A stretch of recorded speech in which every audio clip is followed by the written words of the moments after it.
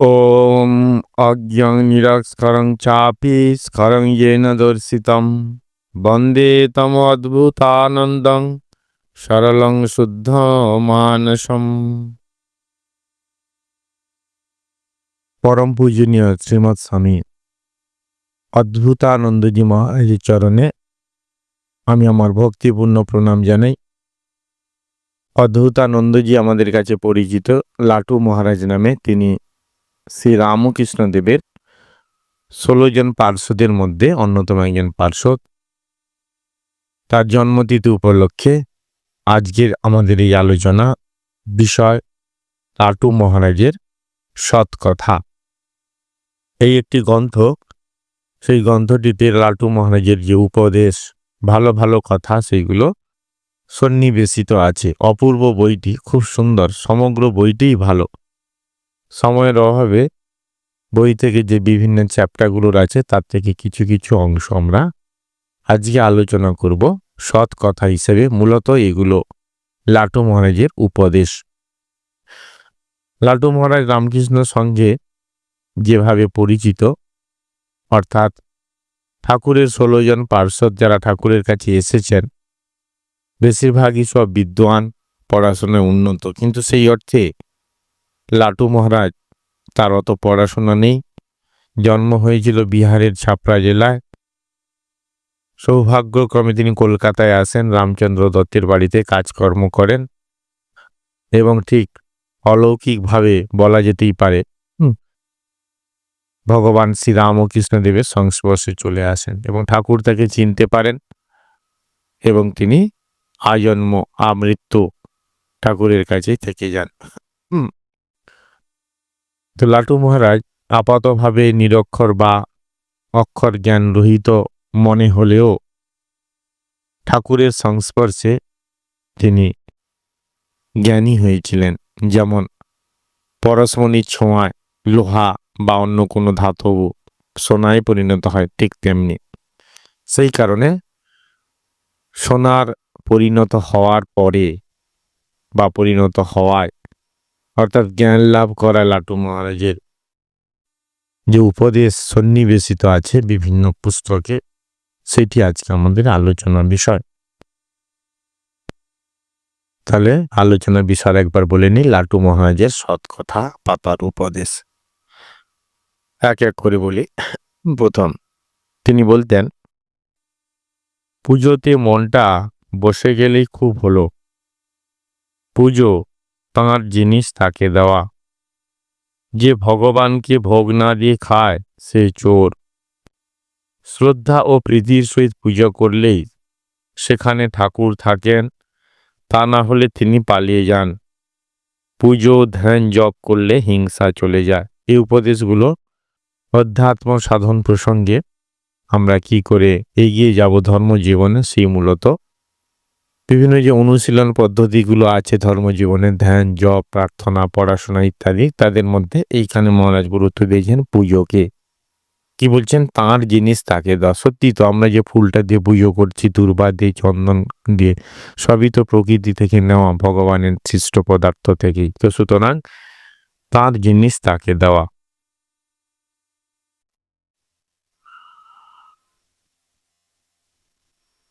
এরপরে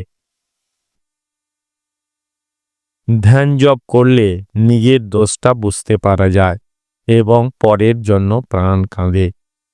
যারা ধ্যান জপ করবে তারা রাত্রে কম খাবে। রাত্রি ধ্যান জপের প্রশস্ত সময়, কারণ তখন চারিদিক নিস্তব্ধ থাকে। বেশি খেলে ফাঁস করে মন ধ্যান জপে ভালো বসে না। তাহলে কি কি করণীয় সাধকের, সেইগুলো মহারাজ বললেন।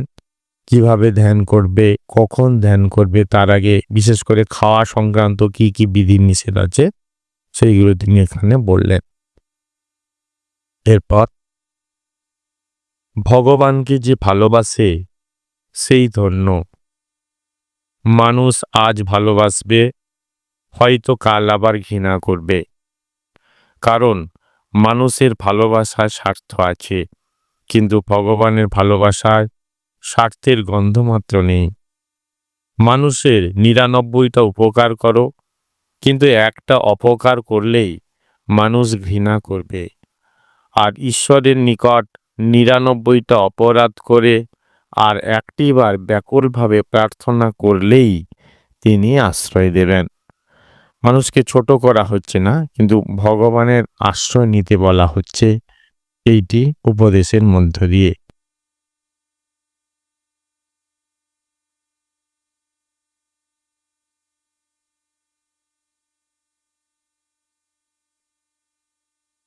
এরপর সংসারী বলো আর ধর্মই বলো, শ্রদ্ধা ও প্রীতি না হলে কিছুই হয় না। প্রীতি হলো প্রধান। প্রীতি থাকলে আর ছাড়তে ইচ্ছে হয় না, ক্রমশ ভগবানে মন বসে যায়। প্রীতি মানে ভালোবাসা, ভগবানের প্রতি ভালোবাসা, এইটি মহারাজ বলছেন।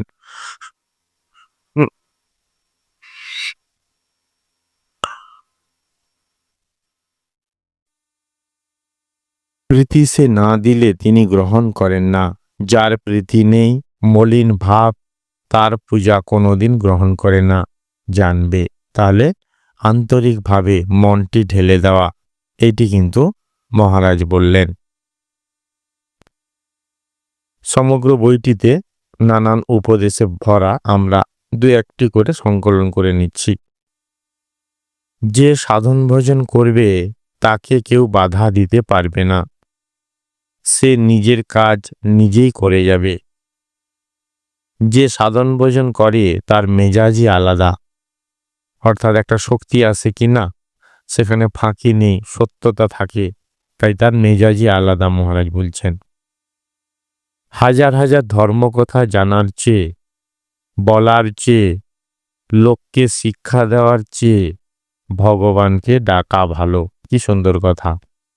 আরেকবার বলি, হাজার হাজার ধর্মকথা জানার চেয়ে, বলার চেয়ে, লোককে শিক্ষা দেওয়ার চেয়ে ভগবানকে ডাকা ভালো।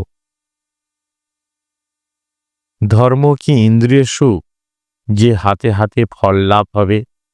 ধর্ম লাভ সময় সাপেক্ষ। সৎ পথে থেকে ধৈর্য ধরে থাকতে হয়।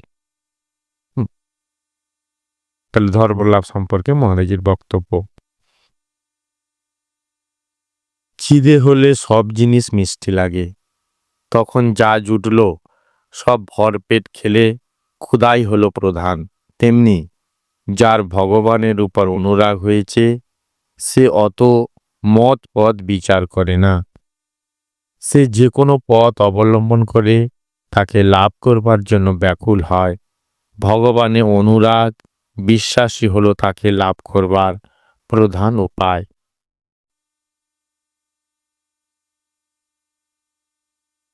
যতই ঘোরো ফেরো না কেন, দেখবে কোথাও কিছু নেই, কেবল কর্মভোগ। এক জায়গায় বসে মন স্থির করে ডাকলেই হয়ে যাবে। আমরা যে দুঃখ পাই আমাদের কর্মফল অনুযায়ী পাই, আমরা যে সুখ পাই আমাদের কর্মফল অনুযায়ী পাই। তো সুতরাং মহারাজ এখানে বলছেন যে ঘোরাফেরা সবই কিন্তু কর্মভোগ। ওই জন্য এক জায়গায় বসে মন স্থির করে ভগবানকে ডাকতে বলছেন। চরিত্রহীন হলে কি ধর্মের মর্ম বোঝা যায়? ভগবান বলছেন, হে জীব, সৎ হও, পবিত্র হও, চরিত্রবান হও, তবে তুমি আমাকে বুঝতে পারবে।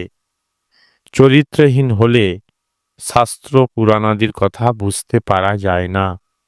সেই জন্য লোকে ওসব গল্প গুজব মনে করে। সাধন ভজন তপস্যাদি করলে ওই সকলই আবার সত্য বলে মনে হবে। এই যে উড়িয়ে দেওয়া ভাব, হেসে খেলে উড়িয়ে দেওয়া ভাব, এইগুলো আমাদের আসবে না যদি তপস্যা সাধন ভজন থাকে। না হলে মহারাজ বলছেন যদি চরিত্র না থাকে তাহলে শাস্ত্র পুরাণাদি সমস্ত যে গ্রন্থগুলো আছে তার অর্থ বুঝতে পারা যায় না।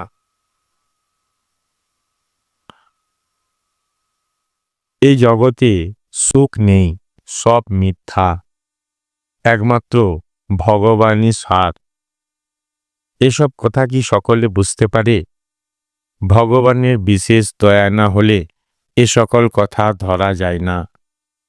এই সুখ নেই, ভগবানই সার, এই কথাগুলোর অর্থ জানতে হলে ভগবানের বিশেষ কৃপা থাকা দরকার। শাস্ত্রে তো বড় বড় কথা আছে, তাতে হবে কি? জীবনে প্রতিপন্ন করা চাই, এই হলো সাধনা। ব্যবহারিক দিক পড়ার পরে সেটি জীবনে কাজে লাগানো। যতদিন ভগবান সাক্ষাৎকার না হয় ততদিন ঠকানো বুদ্ধি যায় না। এই যে মানুষকে ঠকিয়ে দেওয়া, তাকে যে বিপদে ফেলা, এইগুলো ভগবান সাক্ষাৎকার না হলে যায় না। সকাল, দুপুর, সন্ধ্যা, মধ্যরাত্রি, এই 4 সময়ের মধ্যে যে সময় ইচ্ছা নিয়মিত রূপে ধ্যান জপ করা উচিত, তাহলে তাড়াতাড়ি সাধনে উন্নতি হয়।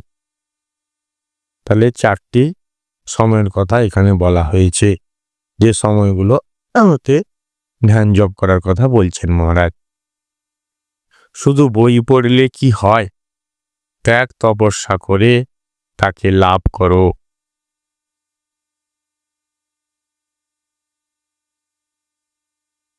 যে ভগবানকে চাইবে তার হইচই বা গুলতানি করা ভালো লাগবে না। আমাদের যদি এগুলো ভালো লাগে তাহলে বুঝতে হবে ভগবানকে আমরা চাই না, তার দিকে আমাদের মন টানছে না। আর যদি টানে তাহলে কিন্তু এইগুলো মিসইউজ করা, যে টাইম মিসইউজ করা যে কাজগুলো, সেইগুলো আমাদেরকে ভালো লাগবে না। এরপরে লাটুমুর একটি বিখ্যাত উপদেশ, খামোকা মন খারাপ করিস কেন?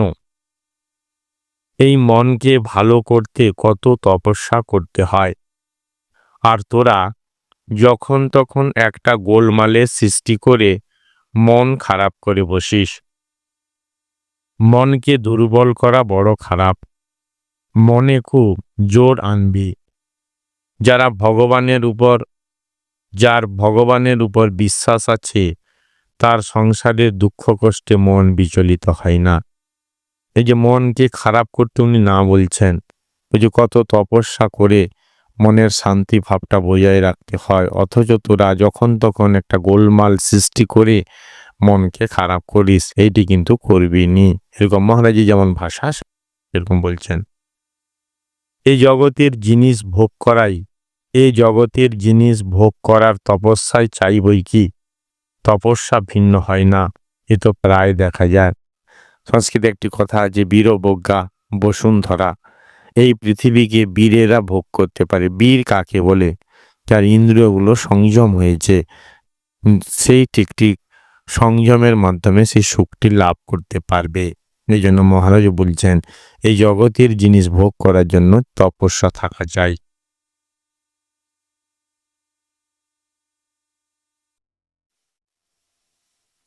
এরপরে গুরু শিষ্য সম্পর্কে বলছেন, ঠিক মাস্টার ভেতরে ভালোবাসবে, বাইরে একটু করা হবে। অর্থাৎ বাইরে করা হবে শাসনের জন্য, কিন্তু প্রকৃতভাবে সে করা হবে না, শিষ্যের প্রতি তার ভালোবাসা থাকবে। কায় মনোবাক্যে গুরুর আদেশ পালন ও ভিক্ষা করে গুরুর সেবা করবে। তিনি সন্তুষ্ট হলে তার কৃপাতে অচিরে শান্তি পাওয়া যায়, সকল সন্দেহ দূর হয়ে যায়। সেবা করা কি কম কথা রে? সেবাতে ভগবান পর্যন্ত সন্তুষ্ট হন, আর মানুষ তো হবেই। সেবা করা নিঃস্বার্থভাবে অপরের উপকার করা, সব দিক থেকেই।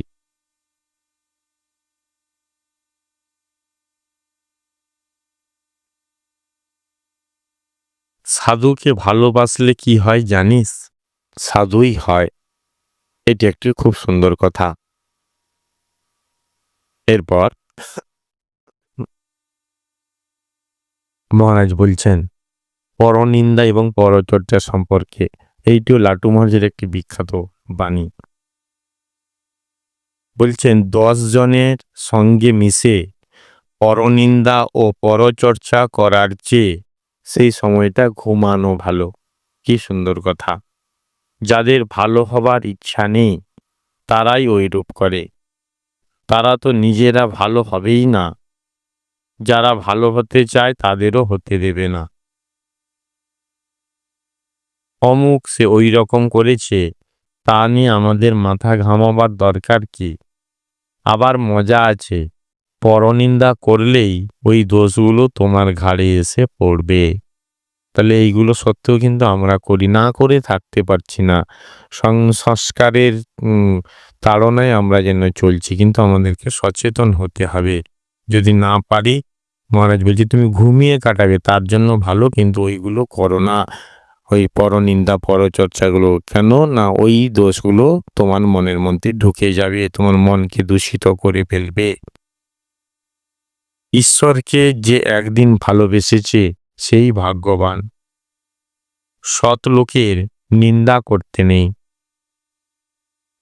পরের দোষ দেখা মহাপাপ।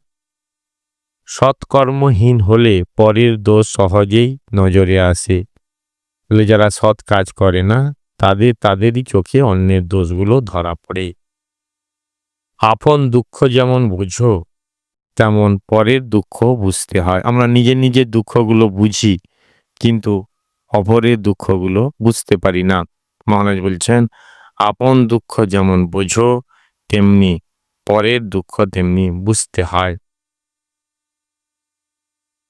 মিছিমিছি লোকের উপর সংশয় করা ভারী খারাপ, তাতে নিজেরই অনিষ্ট হয় রে, আবার সংশয়ের যাতনাও ভোগ হয়।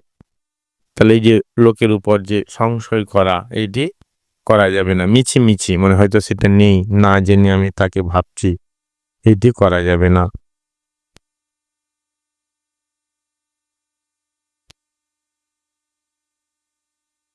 এ সংসারে লেখাপড়া শিখে টাকা রোজগার করতে না পারলে তাকে বেকুব বলে। মহামূর্খ যদি টাকা রোজগার করে তাকে খুব বুদ্ধিমান বলে। বিদ্যার আদর নেই। একটু খেদ করে মহারাজ বলছেন জগতের যেমন নিয়ম। স্বামীজি তার সখার প্রতি কবিতায় বলছেন যে মুখে মধু অন্তরে গরল, তাহলে তুমি পাইবে জগতের স্থান, এ সংসারের স্থান। তো সংসারের স্বরূপটি কেমন যেন দুই একটি কথার মধ্যে এনারা বুঝিয়ে দিয়েছেন।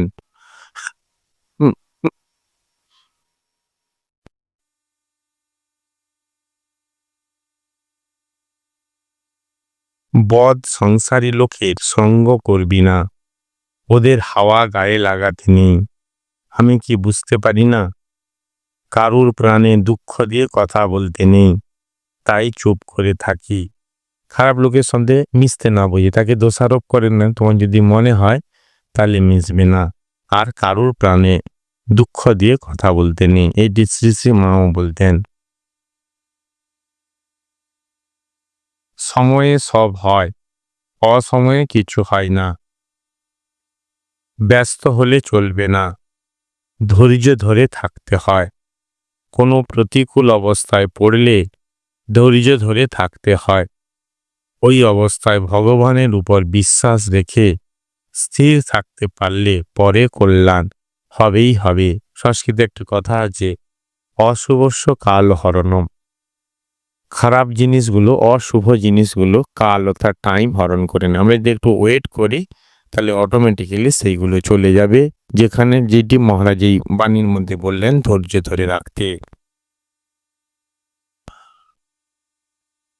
স্বামীজি বলতো, বিবেকানন্দ সম্পর্কে বলছেন, ভগবান যদি নাই থাকেন, তাকে নাই পাই, তাহলেও এই সংসারের ঝঞ্ঝাট হতে বেঁচে গেছি।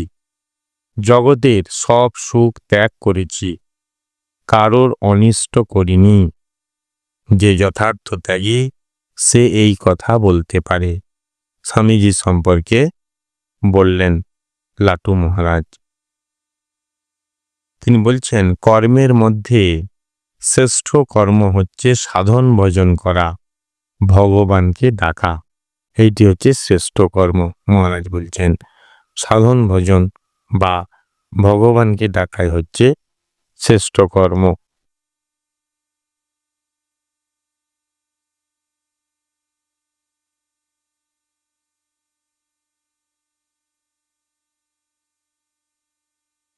মানুষ শখের জিনিস বড়ই ভালোবাসে, ঠিক সেই রকম ভগবানকে যখন ভালোবাসবে তখনই ধর্ম হবে। প্রত্যেক মানুষের কিছু কিছু নিজস্ব প্রিয় জিনিস থাকে, সেইটি সে প্রীতির সহিত মনোযোগের সহিত অনেকটা সময় ধরে দুঃখ কষ্ট যন্ত্রণাকে ভোগ করেও সেটি করে।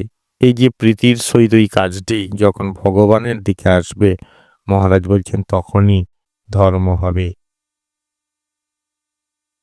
মানুষ উপকার পেয়ে ভুলে যায়, তাই তো এত দুর্দশা হয়।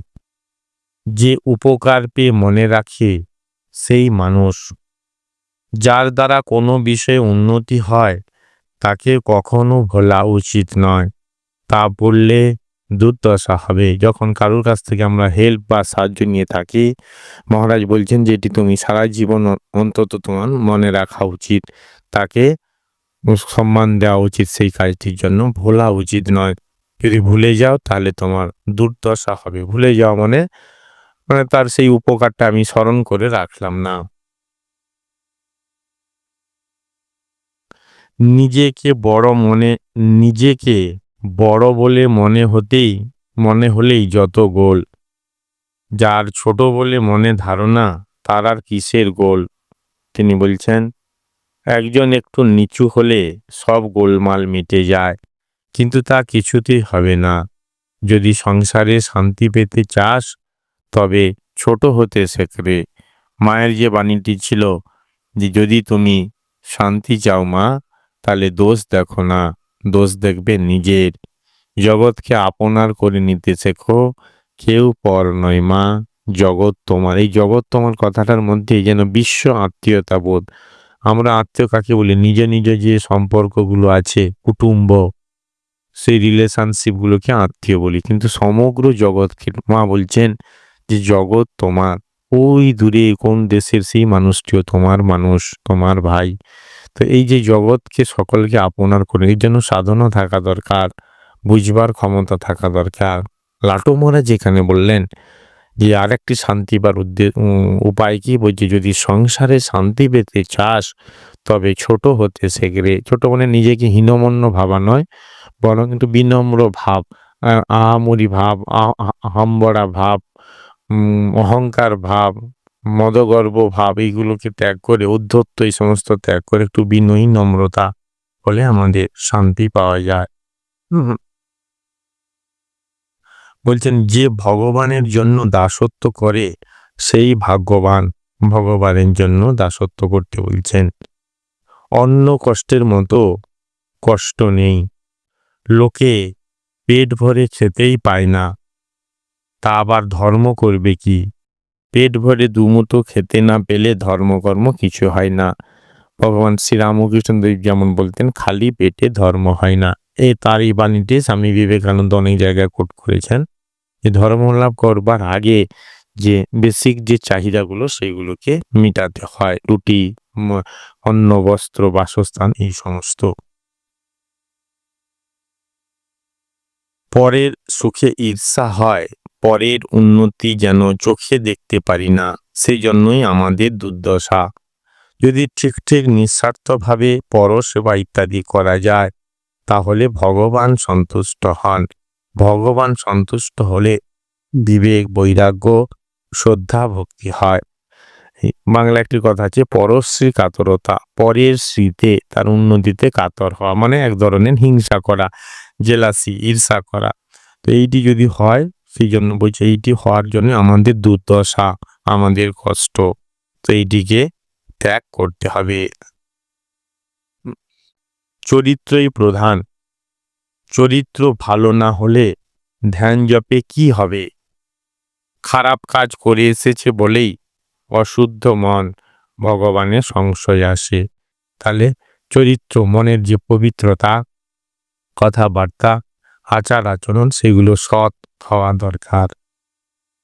গুরুর কাছে, ভগবানের কাছে কাম ক্রোধ দমনের জন্য খুব প্রার্থনা করতে হয়। তাহলে এইগুলোর জন্য তাদের কাছে প্রার্থনা করতে হয়।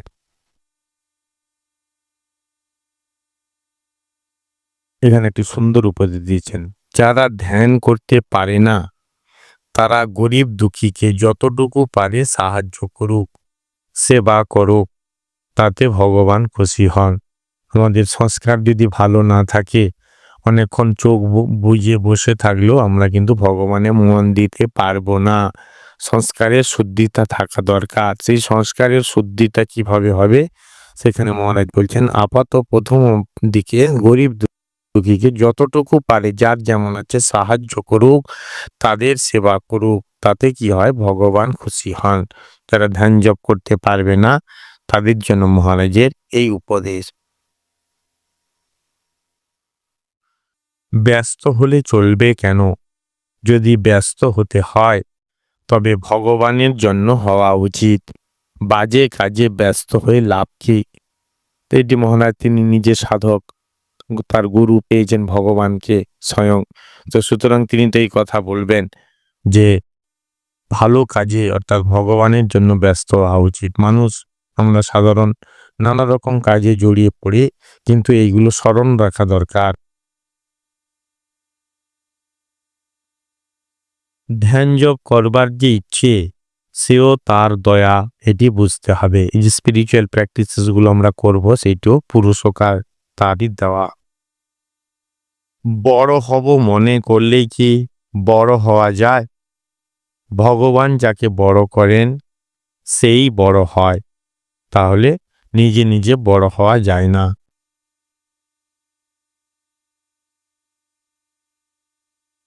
ভগবানের ভালোবাসা ভিন্ন, দুঃখ দূর হয় না। জগতে কত বড় বড় লোক আছে কিন্তু তাদের ভালোবাসায় শান্তি হয় না। এই জন্য চাতকের উপমা দিয়েছেন, সে নদীর জলে শান্তি পায় না। যদি ভগবান ভালোবাসেন, জন্ম হয় ভালো, না হয় ভালো, গরিবের ঘরে হোক আর ধনীর ঘরে হোক, সে শান্তিতে থাকে। একেই বলে গুরু ইষ্ট ও ভগবানের দয়া বা ভালোবাসা। তুমি রবিবার অথবা ছুটির দিন দক্ষিণেশ্বর কিংবা মঠে যাবে, কিছু ফল মিষ্টি নিয়ে যাবে। ওই সব জায়গায় গেলে বেশ উদ্দীপনা হয়, মন পবিত্র হয়। ছুটি বা অবসরের দিন ওইভাবে কাটানো ভালো বই কি। সকল সময় কি কাজ ভালো লাগে? তাহলে একটা খুব সুন্দর কথা বললেন, কাজের ফাঁকে ফাঁকে। এখানে যাকে উপদেশ দিয়েছেন বেলুর দক্ষিণেশ্বরের কাছাকাছি, যে শুনবে এই পড়া কথাগুলো, তার পাশাপাশি যে তীর্থস্থান আছে বাড়ির কাছাকাছি সেইগুলো মাঝে মাঝে যাওয়ার জন্য।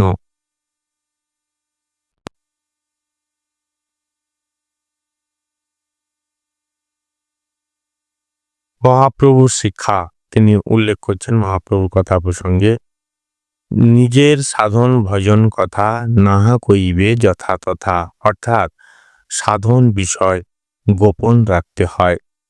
চৈতন্য মহাপ্রভু বলতেন, যাকে দেখলে আপন আপনি মন প্রফুল্ল হয় সেই ভক্ত। তার সঙ্গে হয়তো কোনো পরিচয় নেই, কোনো যোগাযোগ নেই, কিন্তু দেখে মনটি আনন্দ হচ্ছে, বুঝে সেই ভক্ত।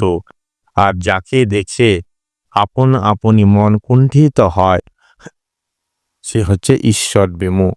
তো সুতরাং আমাদের ব্যক্তিগত যে রাগগুলোকে তাদের উপর আরোপ করা যাওয়া যাবে না। যদি সে অপরিচিত হয়, কিন্তু এই তার টেস্টিং যে কষ্টি পাথরটি, যে তাকে দেখে যদি মন আনন্দিত হয়, প্রফুল্ল হয়, তাহলে বুঝতে হবে সে প্রকৃত ভক্ত, ভগবানের দিকে তার মন আছে। আর যদি না হয় তাহলে বুঝতে হবে সে ঈশ্বর বিমুখ। শেষ করি আর একটি বাণী দিয়ে, মানুষ আপনার করবে আপনি ভোগে, মনে করে লোককে ভোগাবে কিন্তু নিজেই ভোগে।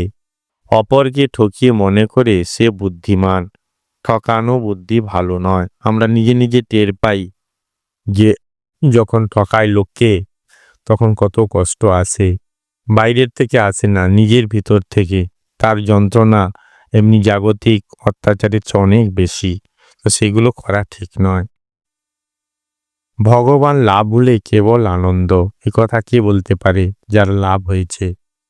সে যে কি আনন্দ আর বলবার নয়।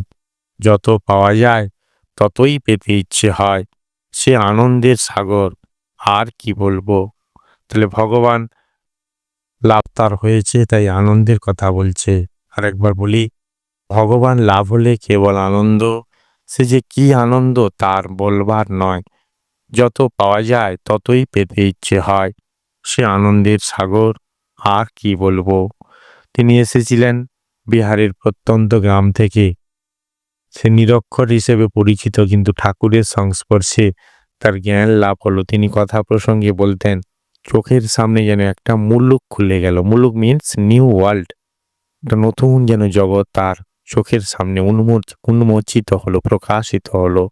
তো সেই লাটু মহারাজ, যাকে সোনায় রূপান্তরিত করেছে ভগবান শ্রীরামকৃষ্ণ, তার সেই সুবর্ণ কথাগুলো, যেটি সৎকথা হিসেবে পরিবেশিত আছে। সমগ্র বইটিতে এরকম অসংখ্য সুন্দর সুন্দর কথা, যেগুলো আমাদের শরীর মনকে প্রভাবিত করবে ধর্ম জীবনযাপনে, শান্তি আনয়নে, এবং লাস্ট যে বাণীটি মহারাজ বললেন, আনন্দ লাভে, ভগবান লাভে অপার আনন্দ। পরম পূজনীয় মহারাজের চরণে ভক্তিপূর্ণ প্রণাম জানিয়ে আমরা আশীর্বাদ প্রার্থনা করি, আমাদেরও পরম আনন্দ লাভ হোক। ওম অদ্ভুতং সাধনং যস্য অধ্যাত্মং জ্ঞানং চ নির্মলম অদ্ভুতানন্দং দেবং তং ধ্যায়াম সিদ্ধরূপিণম।